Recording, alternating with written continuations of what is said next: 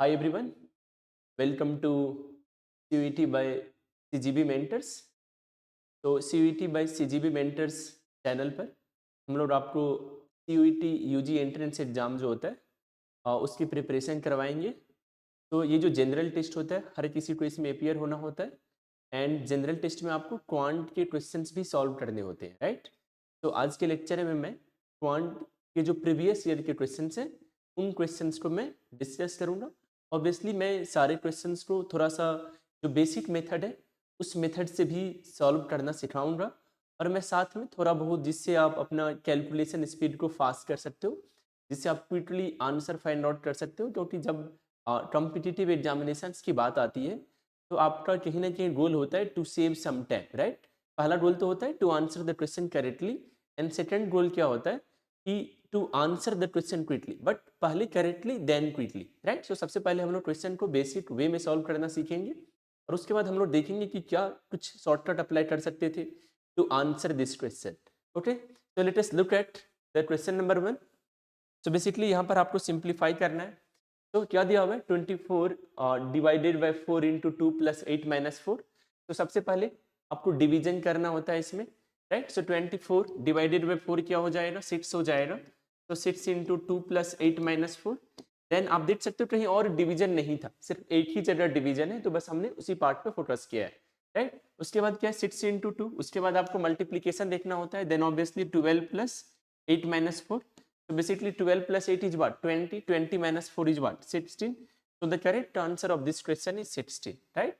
Obvious है कि जब आप एग्जाम में इन क्वेश्चंस को सॉल्व करोगे तो हो सकता है इस टाइप के इजियर क्वेश्चंस को आप बिना पेन यूज किए हुए भी आप आंसर करना चाहो, जैसे आप डायरेक्टली करना चाहोगे that okay 24 divided by 4 is 6, 6 into 2 is 12 plus 8 minus 4 is 16, right? So इस टाइप के क्वेश्चंस तो काफी ज्यादा आसान होते हैं जो सिंप्लीफिकेशन वाले क्वेश्चंस होते हैं। ऑब्वियस है कि इन फ्यूचर मैं आपके लिए सिंप्लीफिकेशन वाला भी कोई लेक्चर लेकर के आऊँगा जिसमें we will solve 10 to 20 questions related to simplification, ताकि उस लेक्चर के बाद आपको जो है सो सिंप्लीफिकेशन से चैप्टर से कोई भी क्वेश्चन आपसे पूछा जाए तो you should be able to answer that question, right. तो डू फॉलो आवर चैनल ताकि आप जो है so in future different chapters या जैसे इकोनॉमिक्स हो गया या अकाउंटिंग हो गया या बिजनेस स्टडीज़ के भी हम लोग जो है सो लेक्चर्स इसी चैनल पर हमारी टीम लिया करेगी। तो basically let us look at the second question. Second question is the difference of the greatest and the smallest of the fraction. Okay, तो basically you have been given 5 fractions and आपको क्या करना है इसमें से लार्जेस्ट और smallest fraction का आपको डिफरेंस फाइंड आउट करना है। तो ऑब्वियस है सबसे पहला गोल आपका क्या होगा, आप फाइंड आउट करो पहले तो कि लार्जेस्ट फ्रैक्शन कौन सा है और स्मॉलेस्ट फ्रैक्शन कौन सा है, अभी तो आप दोनों का डिफरेंस फाइंड आउट कर पाओगे। तो basically if you look at 1/2, 1/2 is what, 1/2 is 0.5, right. अब यदि आपको यहाँ पर क्या है थोड़ा सा आप डिसिमल सब वाला जो डिवीजन होता है फ्रैक्शन का जो अप्रोक्सीमेट वैल्यू फाइंड आउट करना होता है उसमें थोड़ा सा आपको अच्छा होना पड़ेगा, राइट। तो 8/11 क्या हो जाएगा आपका। इन फ्यूचर जब मैं इस टाइप के और क्वेश्चंस को मैं प्लान करके लाऊंगा तो मैं थोड़ा सा आपको कैसे इन फ्रैक्शंस का आप एग्जैक्ट वैल्यू भी फाइंड आउट कर सकते हो उसके बारे में भी मैं डिस्कस करूंगा। Now this is 8/11। सो 8/11 क्या हो जाएगा, 11 into 7 is 77, then 11 into 2 is 22। Now the next one is 7/8। तो ये बेसिकली क्या हो जाएगा 0.8, और 8 into 8 करोगे तो 64 आ जाता है। देन 6 रिमाइंडर बचेगा, तो obviously it will become 0.87 something. Now the next one is 7/9। तो it will become how much, आप जरा देखो 0 पॉइंट करके यदि आप करोगे तो 0.7 समथिंग ये वैल्यू कुछ हो जाएगा। लेकिन आप देख सकते हो कि 8/11 है आपका 0.72, तो थोड़ा सा आप और आगे यदि फाइंड आउट कर लो तो बेटर है। तो इट विल बिकम 0.77, क्योंकि आप राइट 9 into 7 करोगे 63, तो 70 में से 63 सब्सट्रैक्ट करोगे तो 7 बचेगा, तो obviously 0.77। Okay, now the next one is 5/6। तो 5/6 इक्वल टू हाउ मच, 0.8 करोगे तो 48 हो जाता है। देन 2 रिमाइंडर बचेगा, तो अगेन आप क्या करोगे 6 into 2 करोगे तो 12 हो जाएगा आपका यहाँ पर, राइट। अब जरा देखो आप, अब आप देख सकते हो कि जितने भी फ्रैक्शंस आपको दिए गए हैं सबका आपको अप्रोक्सीमेट वैल्यू पता है, that this is 0.5, this is 0.72, this is 0.87, this is 0.77 and this is 0.82। तो अब मेरे को बताओ कि लार्जेस्ट फ्रैक्शन इसमें से कौन सा है, मीन्स ग्रेटेस्ट कौन सा है। आप देख सकते हो ये है 0.87, 0.87 से बड़ा तो कुछ भी आपको नहीं दिख रहा होगा। तो आपका ग्रेटेस्ट फ्रैक्शन क्या है, दैट इज 7/8। और आपका सबसे स्मॉलेस्ट फ्रैक्शन क्या है, तो आप देख सकते हो this is your smallest fraction 1/2। तो बेसिकली आपका स्मॉलेस्ट फ्रैक्शन क्या है, दैट इज 1/2। अब आपको सिंपली क्या करना है, you just have to find the difference of 7/2 and 1/2। तो 7/8 माइनस 1/2, तो 8 एंड 2 का एलसीएम क्या हो जाएगा, it will be 8. So obviously 7 minus 2 into 4 is 8. So 1 into 4 is 4. So 7 minus 4/8 that is 3/8. So option 1 is the correct answer. तो आप देख सकते हो इस टाइप के क्वेश्चंस में आप जो है सो अप्रोक्सीमेट वैल्यू फाइंड आउट करके आप क्विकली फाइंड आउट कर लोगे कि अच्छा ग्रेटेस्ट ही है स्मॉलेस्ट ही है। So we just have to find the difference. So what is the difference, difference is 3/8। In future मैं कुछ और भी मेथड्स आपको बताऊंगा जब हम लोग फ्रैक्शन से रिलेटेड कुछ और क्वेश्चंस को सॉल्व करेंगे जिसमें हम लोग बिना एग्जैक्ट वैल्यू फाइंड आउट किए हुए कैसे हम लोग फाइंड आउट कर सकते हैं कि कौन सा ग्रेटेस्ट है या कौन सा जो है सो आपका स्मॉलेस्ट है, क्या हम इन फ्रैक्शंस को असेंडिंग या डिसेंडिंग ऑर्डर में हम लोग अरेंज कर सकते हैं, right. Now the next question is the sum of LCM and HCF of two numbers is 854. If the LCM is 60 times the HCF and one of the numbers is 70, then the other number is। अब क्या है यहाँ पर basically कि LCM और HCF में एक property है, राइट, जब टू नंबर से रिलेटेड वाला। होपफुली आपको याद होगा, बट फिर भी मैं आपको रिमाइंड करा दूं क्या है वो है LCM into HCF is equal to product of two numbers. Basically जिन नंबर्स का आपने एलसीएम निकाला है, first number into second number, ये आपको याद रखना होगा बिकॉज इस पे जो है सो यूजुअली क्वेश्चंस पूछे जाते हैं और पूछे भी जा सकते हैं इवन इन CUET 2025। तो बेसिकली ये जो है LCM into HCF equal to first number into second number, ये किसके लिए वैलिड है, this is only valid for two numbers.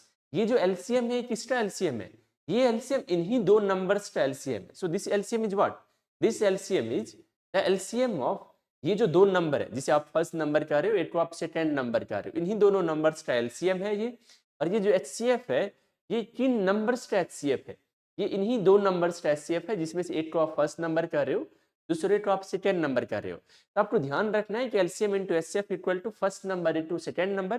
तो बेसिकली ये क्या product of these two numbers है, या आप कह सकते हो मल्टीप्लीकेशन जो है इन दोनों नंबर्स का वो किसके इक्वल है, LCM इंटू HCF के लिए। बट आपको याद रखना है that this formula is only valid for two numbers।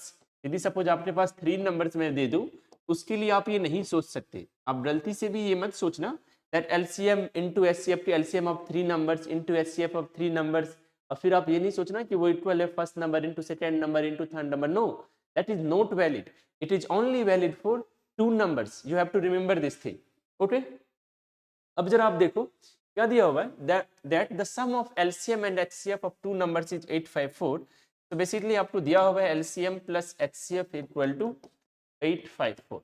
if you read further, if the LCM is 60 times the HCF, तो बेसिकली यदि HCF आपका HCF ही है और LCM क्या है आपका, LCM 60 टाइम्स HCF का, तो आप लिख सकते हो क्या LCM is 60 HCF, so 60 HCF plus HCF equal to 854।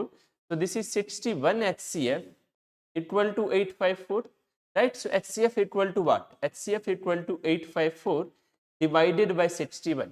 अब आपको थोड़ा सा डिवीजन में भी अच्छा होना पड़ेगा, अदरवाइज आप कैसे फाइंड आउट करोगे, राइट। तो आप देखो if you divide 854 by 61, 61 into 1 करोगे सबसे पहले आप, तो ऑब्वियस है 5 में से 1 जाएगा 4, देन 4, तो 61 into 14 is equal to 854। so this value is equal to what, this value is equal to 14। तो आपको कुछ पता चला यहाँ से कि HCF क्या आ चुका है आपका, HCF आ चुका है आपका 14। तो ये जो वैल्यू है आपका HCF दिस इज 14। तो क्या LCM पता है आपको, या LCM क्या है आपका 60 टाइम्स ऑफ द HCF है। If the LCM is 60 times the HCF, HCF यदि 14 है तो LCM क्या हो जाएगा 60 टाइम्स ऑफ HCF, तो 60 into 14, so this value is equal to 60 into 14, right। ये LCM क्या है 60 into 14 की इक्वल है। इसे यदि आप चाहते तो इस टाइप से भी लिख सकते थे, that 60 into 14 is equal to 840, but ultimately आगे आपको कुछ कैलकुलेशन ही करना पड़ेगा, तो आप इसे ऐसे ही छोड़ सकते हो, राइट। तो 60 into 14 equal to first number into second number. अब दिया हुआ है कि इसमें से कोई एक नंबर जो है 70 है, तो मान लो वो नंबर फर्स्ट नंबर है, राइट, इनटू क्या, तो सेकेंड नंबर, आपको दूसरा नंबर फाइंड आउट करना है, राइट। अब क्या इसे आप सिंप्लीफाई कर सकते हो, हाँ देखो आप, 0 and 0 will cancel each other, then obviously 7 into 2, right. तो सेकेंड नंबर इक्वल टू क्या आ जाएगा आपका, सेकेंड नंबर इक्वल टू, आप देख सकते हो 6 इंटू 2 इंटू 14, तो basically 14 into 2 is equal to what, आप ऐसे करके सोचो, 14 into 6 is 84, 84 into 2 is 168, right. So 168 is the correct answer of this question. So option third is the correct answer. In future हम लोग एलसीएम और HCF से related कुछ और भी क्वेश्चंस को सॉल्व करेंगे, ताकि इस पर जो भी क्वेश्चंस फ्रेम किए जा सकते हैं, आपको उन सारे क्वेश्चंस को सॉल्व करना आना चाहिए, right. Now the next question is, the present age of Harish is 8 times the sum of the ages of his two sons at present. After 8 years, his age will be 2 times the sum of the ages of his two sons. The present age of Harish in years is. So basically आपको present age of Harish find out करना है। अब जरा देखो आप, यदि आप ये मान लो, आप ऐसे अज्यूम भी कर सकते हो कि प्रेजेंट एज क्या है हरीश का, आप अज्यूम कर सकते हो that present age of Harish is H. तो कंफ्यूज नहीं होना, क्योंकि नॉर्मली हमें आदत होती है एक्स और वाई अज्यूम करने की, राइट। तो आप यदि इसे एच भी अज्यूम कर रहे हो तो उससे कोई प्रॉब्लम नहीं होने वाला है। तो the present age of Harish is H, okay. Now if you read further, क्या दिया हुआ है, this is 8 times the sum of the ages of his two sons at present.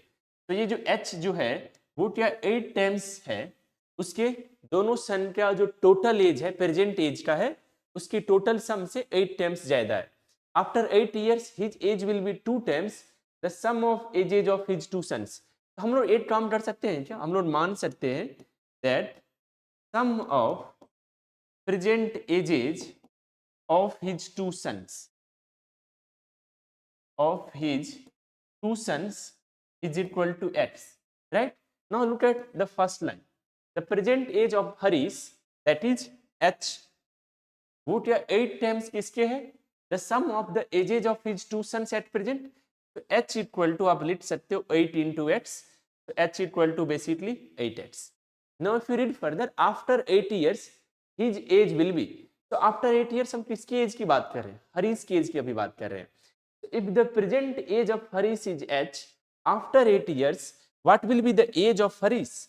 After 8 years the age of Harish will be h plus 8। And उस time क्या बताया जा रहा है, उस टाइम जो हरीश का एज होगा वो ट्वाइस होगा उसके सन के, उनके जो दो लड़के हैं, right, 2 times the sum of the ages of his two sons. तो मेरे को आपको ये बताना है कि आफ्टर 8 years, आप जरा देखो, आफ्टर 8 years हरीश का एज क्या हो जाएगा, ऑब्वियस है 8 साल बाद जो है सो उसका एज हो जाएगा h प्लस 8। एंड आपको ये बताना है कि आफ्टर 8 years ये जो sum of ages of his two sons है वो क्या हो जाएगा।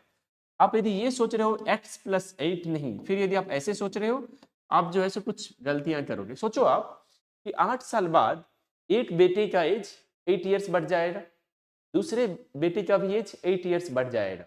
तो basically that value will be equal to how much, x plus 16। यहाँ पर आपको थोड़ा सा केयरफुल रहना है, राइट, क्योंकि दोनों बच्चे का, दोनों लड़के का 8 years करके बढ़ेगा। तो आफ्टर 8 years दोनों बेटे का एज का सम क्या हो जाएगा, that will be equal to x plus 16। And आपको क्या दिया हुआ है, आपको दिया हुआ है कि ये जो है सो उस टाइम हरीश का जो एज होगा वो दोगुना हो जाएगा, ट्वाइस रहेगा। तो 2 इंटू एक्स प्लस 16। अब जरा देखो आप, हरीश h का वैल्यू किसके इक्वल है, h का वैल्यू 8x के इक्वल है। h आपने किसे माना, h आपने प्रेजेंट एज ऑफ हरीश को माना है, राइट। सो आप यदि h इक्वल टू 8x इसमें पुट करो तो देखो आपको क्या आ जाएगा, तो 8x plus 8 equal to 2 into x plus 16। तो 2 into x plus 32, okay. Then 8x plus 8 equal to 2x plus 32 है। तो आपको करना क्या होगा, when you solve linear equation तो आप क्या करते हो, x वाले टर्म्स को 8 साइड कर देते हो और जो बाकी वैल्यूज होगा उसको आप 8 साइड कर दोगे। तो बेसिकली आप इसे लिख सकते हो क्या, 8x minus 2x equal to 32 minus क्या करोगे आप, 8 कर दोगे। ओके, तो आप देख सकते हो यहाँ पर कि ओके h के वैल्यू को आपने 8x से रिप्लेस कर दिया, so 8x minus 2x। Okay, या करेक्ट।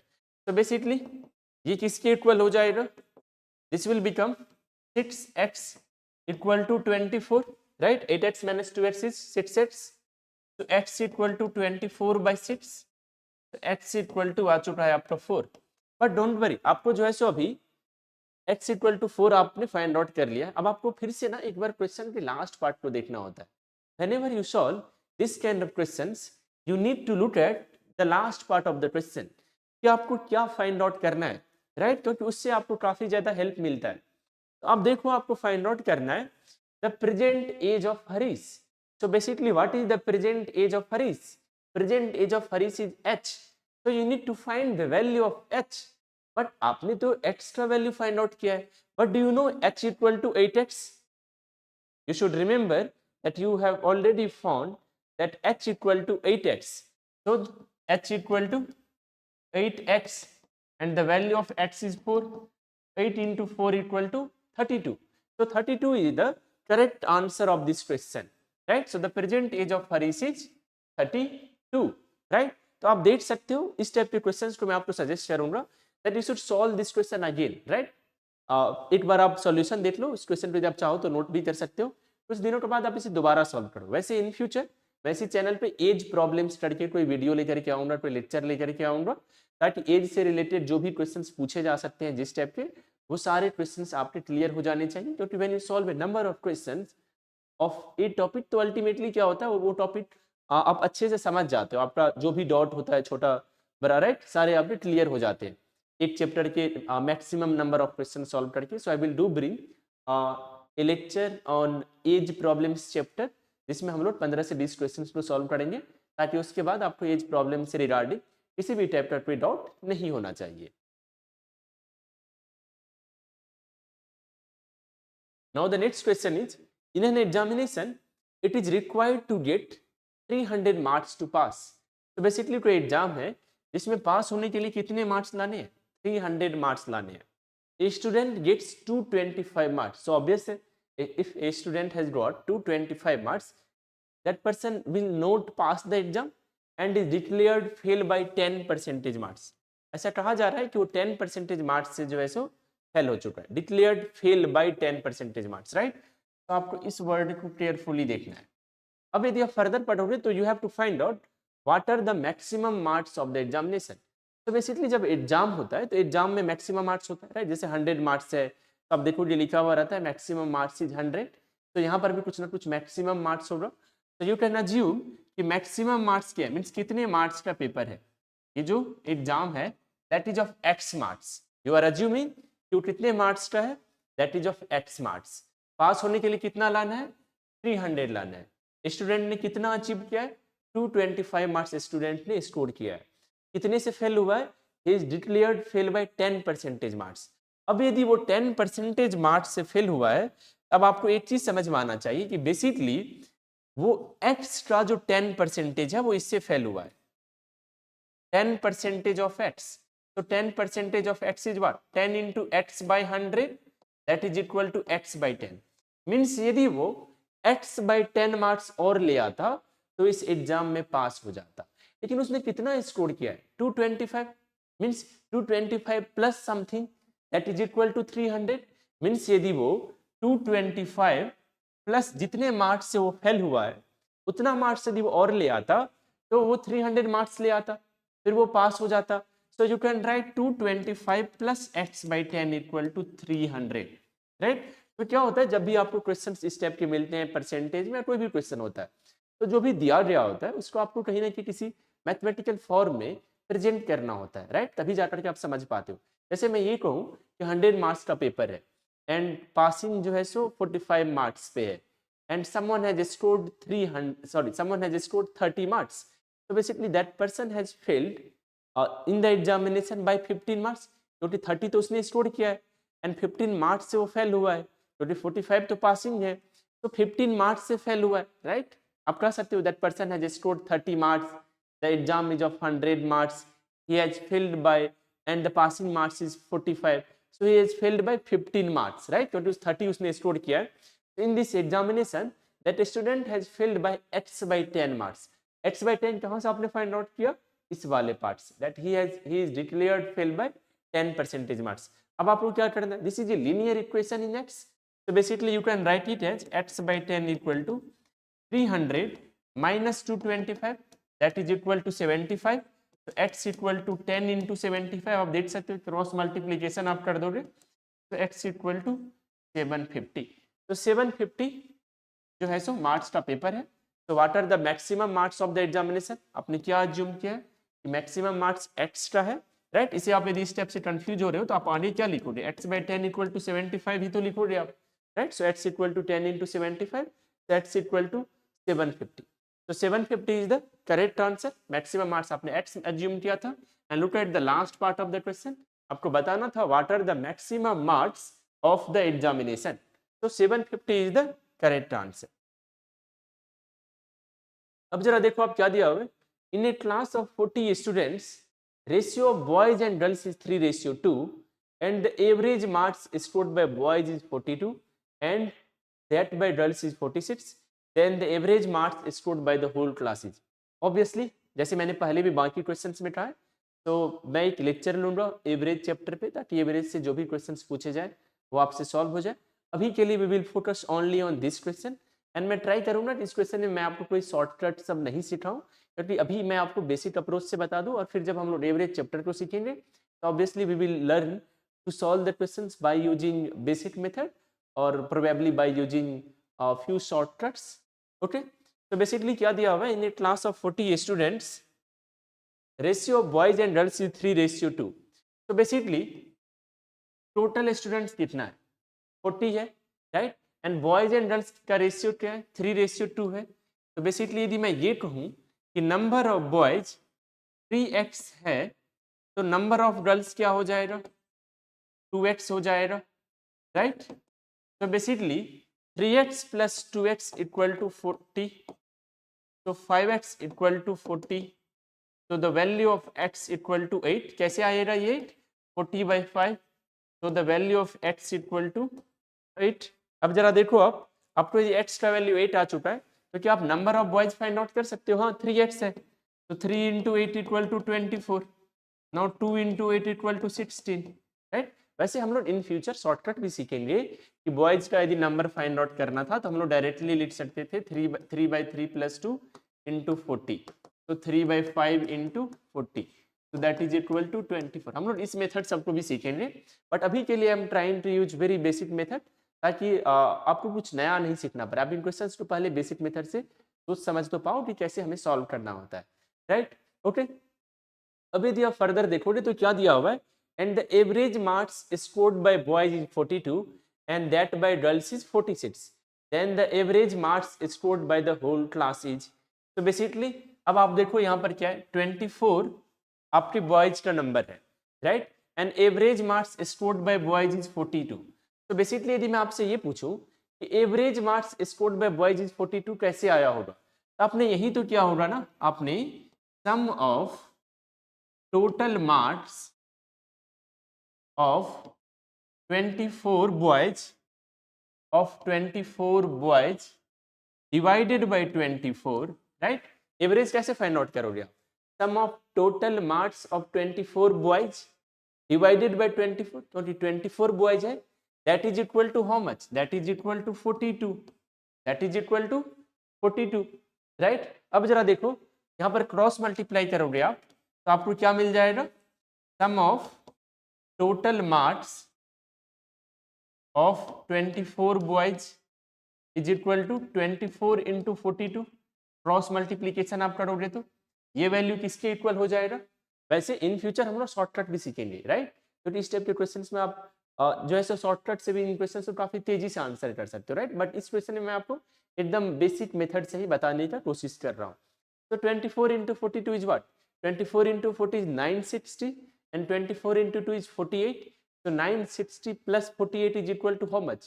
1008, right? So 1008. तो ये आपका आ चुका है 1008। अब जरा देखो आपने कैसे फाइंड आउट किया, sum of total marks of 24 boys, या आप ऐसे कह सकते हो sum of marks of 24 boys, या आप इस तरीके से कहोगे तो थोड़ा और बेटर है, total marks of 24 boys, right. Okay, तो सम ऑफ मार्क्स ऑफ 24 बॉयज। अब जरा देखो आप, क्या इसी टाइप से आप total marks of all girls find out कर सकते हो। कितने गर्ल्स हैं? 16 है। तो बेसिकली अब देखो, क्या आप डायरेक्टली यहाँ पे मैं लिखने की कोशिश कर रहा हूँ, वैसे मैं चाहूँ तो इस वे में भी लिख सकता हूँ, total marks of 16 girls will be equal to how much. Same pattern को फॉलो करो। यहाँ पर 24 क्या था, नंबर ऑफ बॉयज था, एवरेज क्या था, 42 था। अल्टीमेटली 24 इंटू 42 ही तो करना पड़ा था आपको। तो यहाँ पर जब 16 गर्ल्स है एंड गर्ल्स का एवरेज मार्क्स क्या है, 46 है, राइट। यहाँ पर ये वाला जो पार्ट है ना, and that by girls is 46, so basically average marks scored by girls is 46, right. तो आपको इस पार्ट को थोड़ा अच्छे से समझना होता है। Average marks scored by girls is 46, तो total marks of 16 girls is equal to 16 into 46, क्योंकि आप एवरेज से ही तो मल्टीप्लाई करते हो, 16 इंटू 46। तो ये वैल्यू किसके इक्वल हो जाएगा? आप देखो 16 इंटू 40 क्या होता है, 640 होता है। एंड आपको 16 इंटू 6 करना है तो 96 करना है। तो 640 प्लस 60 700 प्लस 36 इज 736। वैसे यदि आप मल्टीप्लाई भी करोगे तो यू विल फाइंड दैट कि टोटल मार्क्स ऑफ 16 गर्ल्स क्या है, वो आपका 736 है। अब आपको क्या पता करना है, average marks scored by the whole class. तो एवरेज मार्क्स कैसे फाइंड आउट करोगे आप? Total marks of all the students divided by the total number of students, divided by the total number of students. तो आपको यदि average marks find out करना है तो टोटल मार्क्स फाइंड आउट कर लो आप। वो क्या है, 1008 plus 736 divided by what, divided by total number of students क्या 40 है, राइट। क्योंकि आप देखो आपके पास में 24 बॉयज है, 16 गर्ल्स है, सो 24 प्लस 16, तो ultimately it will become 40, right. तो this is equal to how much, आप देख सकते हो this is equal to 1744, 36 plus 8 is 44 divided by 40। अब जरा ऐसे आप चाहो तो और भी सिंप्लीफाई कर सकते हो, that 2 into 20, then obviously 8 7 and 2, right. Then यदि आप और सिंप्लीफाई करोगे तो 2 इंटू 10 देन 4 36, तो this will become 436 divided by 10। आप और भी सिंप्लीफाई कर सकते हो, बट यदि आपको यहाँ पे 10 दिख रहा है तो आप सिंपली कर दो 43.6। तो 43.6 is the correct answer, means option 2 क्या है, करेक्ट आंसर है। बट डोंट वरी, राइट, यदि आपको ये लग रहा है काफी लेंदी मेथड है, don't worry, do subscribe, do follow our channel, क्योंकि आगे हम लोग जो है सो एवरेज वाले लेक्चर, एवरेज के लिए स्पेसिफिक लेक्चर लेकर के मैं आऊँगा, ताकि आपका एवरेज से रिलेटेड कोई डाउट नहीं रहे। Now the next question is, the sum of three numbers is 136. If the ratio between the first number and second number is 2:3, and that between the second and the third number is 5:3, then find the first number. Then we have to find the first number. अब जरा देखो आप, there are three numbers और उनका सम क्या है 136 है, and ratio क्या है, first number divided by second number, इन दोनों का रेशियो क्या है, ये रेशियो है आपका 2:3। और आप यदि फर्दर देखोगे तो जो सेकेंड नंबर है तो यदि आप थर्ड नंबर से डिवाइड करोगे तो क्या आता है रेशियो यहाँ पर, इसके लिए आपको दिया हुआ है 5:3। अब जरा आपको यहाँ पर थोड़ा कुछ चीजें को समझना होगा, राइट। क्या समझना होगा आपको? अब देखो इसमें तो फर्स्ट नंबर और सेकेंड नंबर दिख रहा है, इसमें तो सेकेंड और थर्ड नंबर दिख रहा है, राइट। तो बेसिकली सेकेंड नंबर दोनों में प्रेजेंट है, राइट। सेकेंड नंबर यदि दोनों में प्रेजेंट है तो बेसिकली सेकेंड नंबर का जो वैल्यू होना चाहिए वो कहीं ना कहीं सेम होना चाहिए। अब देखो इसमें तो ये 3 है, इसमें 5 है, सेम है क्या? नहीं है। तो हम लोग करते क्या है, थोड़ा सा इसे सेम इक्वेट करने की कोशिश करते हैं कि जो वैल्यू यहाँ पर सेकेंड नंबर के सामने में दिखे वो यहाँ पर भी सेकेंड नंबर के सामने में दिखे। ये वैल्यू है 3 और ये वैल्यू है 5। अब जरा देखो 3 और 5 का एलसीएम यदि आप लेते हो तो 15 आ जाता है। What is the LCM of 3 and 5? That is 50. Okay. अब जरा देखो, अब यदि 3 and 5 का LCM लेते हो तो 15 आ जाता है। तो यहाँ पर LCM हम लोग ले रहे हैं। जब इस टाइप के केस में आपको दोनों वैल्यूज को इक्वेट करना होता है एलसीएम फाइंड आउट करने से पता चल जाता है कि अच्छा यदि मैं इसकी इक्वल ला दूं तो दोनों वैल्यू इक्वल हो जाएगा। अब यदि 3 को 15 बनाना होगा, इसे आपको 5 से मल्टीप्लाई करना होगा, राइट। यदि आपको इसे 15 बनाना है तो इसे 5 से मल्टीप्लाई करना है। बट आपको एक चीज और भी ध्यान रखना है। आपको क्या ध्यान रखना है? ये वैल्यू किसके इक्वल था? 2/3 के इक्वल था। कि यदि आप यदि डिनोमिनेटर को 5 से मल्टीप्लाई करोगे तो आपको नंबरेटर को भी 5 से मल्टीप्लाई करना पड़ेगा। नहीं तो सिर्फ यदि आप डिनोमिनेटर को 5 से मल्टीप्लाई करोगे तो ये तो 2/3 इंटू 5 हो जाएगा, ये तो 2/15 हो जाएगा, फिर तो ये रेशियो 2:15 हो जाएगा। बट क्वेश्चन में आपको क्या दिया हुआ है? रेशियो क्या है? 2:3 है। तो वो तो नहीं बदलना चाहिए ना। क्वेश्चन में जो गिवन डेटा है वो तो आपको नहीं बदलना है।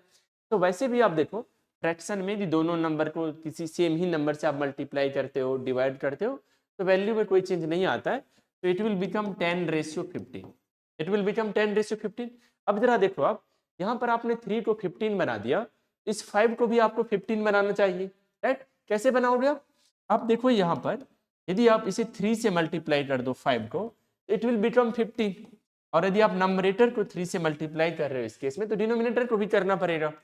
तो दिस इज 15/9। अब जरा आप देखो क्या सेकेंड नंबर का सामने वाला वैल्यू इक्वल है? देखो 15 है, यहाँ पर भी 15 है, राइट। ये दोनों वैल्यू क्या है आपका? इक्वल है। अब आपको क्या करना पड़ेगा वो जरा आप समझो।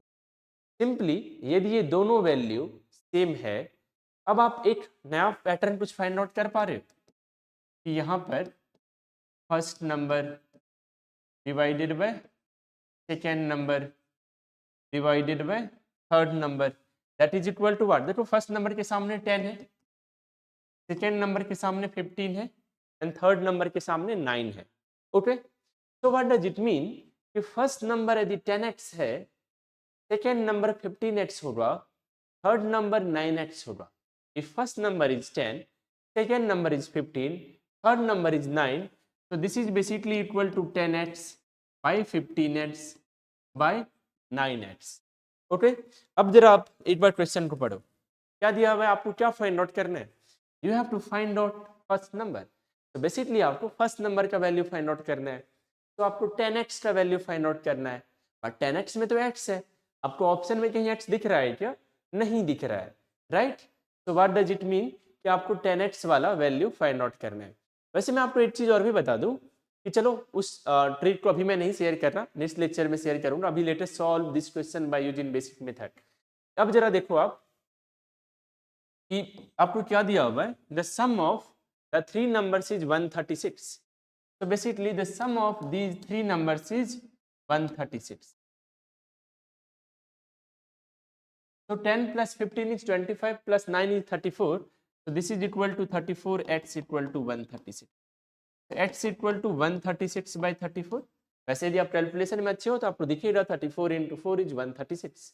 बट ओके डोंट वरी, यदि आपने अभी उस लेवल पे नहीं प्रैक्टिस किया है, so 2 into 17, 2 into 68, so 68 by 17 equal to 4. So the value of x equal to 4, right? So the value of x equal to 4. अब जरा देखो आप, ये वाला क्या है आपका? 10x है, तो 10x ही तो आपको फाइंड आउट करना था। x का वैल्यू क्या है? 4 आ चुका है, तो 10 into 4 equal to 40. तो 40 इज द करेक्ट आंसर। वैसे भी आप देख सकते थे कि ये वैल्यू 10x है, राइट। यदि आप देखोगे इन चारों ऑप्शंस को, तो 40 ही सिर्फ और सिर्फ 10 का मल्टीपल है, राइट। हम लोग उन मेथड के बारे में भी सीखेंगे कि कैसे हम लोग इस क्वेश्चन को थोड़ा और तेजी से सॉल्व कर सकते थे, राइट। तो बेसिकली अभी के लिए मैं थोड़ा हिंट ये देना चाहता हूँ। देखो आप, ये 40 जो है 10 का मल्टीपल है, बाकी सारे वैल्यूज नहीं। ऑब्वियस है जब आप कोई शॉर्टकट ट्रिक लगाते हो तो आपको कुछ और भी चीजें चेक करनी होती है। तो अभी मैं उन चीजों को डिस्कस नहीं कर रहा, but don't worry, I will do share all of I will do discuss all of these shortcut tricks in next lectures. Now the next question is, an item is sold for 504 rupees after allowing 20% discount and still a profit of 5% has been earned. The marked price is how much more than the cost price. अब क्या होता है, यदि आपने पहले profit loss discount सब पढ़ा हो, तो मार्क प्राइस होता है, कॉस्ट प्राइस होता है, सेलिंग प्राइस होता है, प्रॉफिट लॉस होता है, डिस्काउंट होता है, राइट। ये बहुत सारे टर्म्स होते हैं जिसे हमें सीखना होता है। हम लोग सीखेंगे जब हम लोग profit loss and discount chapter को सीखेंगे, So we will learn about all of these concepts from scratch. So don't worry. Let us look at the question for now. क्या दिया हुआ है? An item is sold for 504. So basically यदि किसी item को 504 rupees में बेचा जा रहा है, so selling price is equal to what? Selling price is 504 rupees. अब क्या है, आपको डिस्काउंट है 20% का। डिस्काउंट परसेंटेज क्या है यहाँ पर? 20% है। Discount percentage is 20%। Still a profit of 5% has been earned. Profit percentage 5%।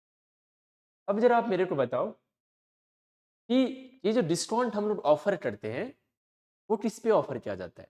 Discount marked price पे ऑफर किया जाता है। Suppose when you go to a shop, वहाँ पे लिखा हुआ है कि एमआरपी जो है सो 1000 रुपीज़ है, एंड आपको कहा जाता है कि ठीक है, आपको वो शॉपकीपर 800 रुपये में वो सामान बेचने को तैयार है।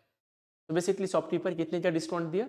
200 रुपीज़ का दिया। शॉपकीपर कहता है ना कि मैंने तो आपको 200 रुपीज़ का डिस्काउंट दिया, इतना तो मैं यूजुअली नहीं ऑफर करता हूँ डिस्काउंट, राइट? ये स्पेशली आपके लिए ही है। तो बेसिकली आप देखो डिस्काउंट कहाँ से वो कैलकुलेट कर रहा है कि 1000 एमआरपी है, आपको तो मैं 800 में दे रहा हूँ। So basically he is saying that he has given you the discount of 200 rupees. So the discount is of 200 rupees.